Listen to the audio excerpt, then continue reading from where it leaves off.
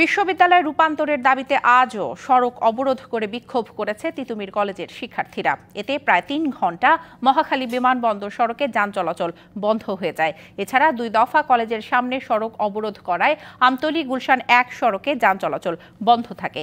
এতে ভোগান্তিতে পড়েন সাধারণ মানুষ। এদিকে শিক্ষা উপদেষ্টার বক্তব্য প্রত্যাখ্যান করে বিশ্ববিদ্যালয়ের দাবিতে অনড় শিক্ষার্থীরা।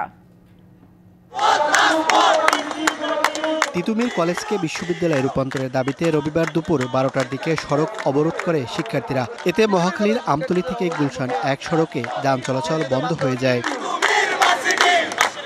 পরে সন্ধ্যার দিকে বিক্ষোভ মিছিল নিয়ে মহাখালীর আমতলী মোড়ে অবস্থান নেয় তিতুমিরের শিক্ষার্থীরা। এ সময় মহাখালী বিমানবন্দর সড়কে ২ ঘণ্টা বন্ধ থাকে যান চলাচল। আমাদের তিতুমির বিশ্ববিদ্যালয় দিতে হবে, না হলে আমরা রাজপথ ছাড়বো না, আমরা রাজপথ অবরোধ করব।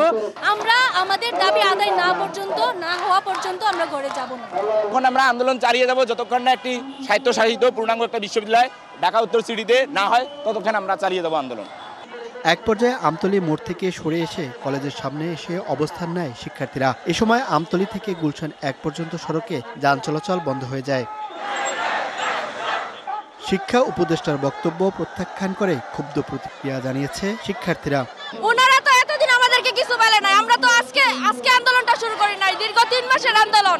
তাহলে এতদিন ওনারা আমাদেরকে কোনো সিদ্ধান্ত দেয় নাই কেন? উপদেষ্টারা যে বক্তব্য প্রদান করেছেন সেই বক্তব্য আমরা মানি না, কারণ আমরা হচ্ছে স্পেশাল চাইল্ড না যে আমরা স্পেশাল ভাবে মেনে নেব। আমাদের অধিকার আমরা আদায় করে ঘরে ফিরবো।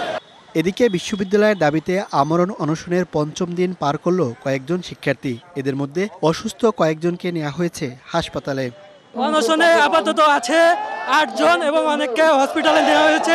এখানে ৩ জনের অবস্থা আশঙ্কাজনক। Mohaiminul Khan Apu, DBC news, Dhaka.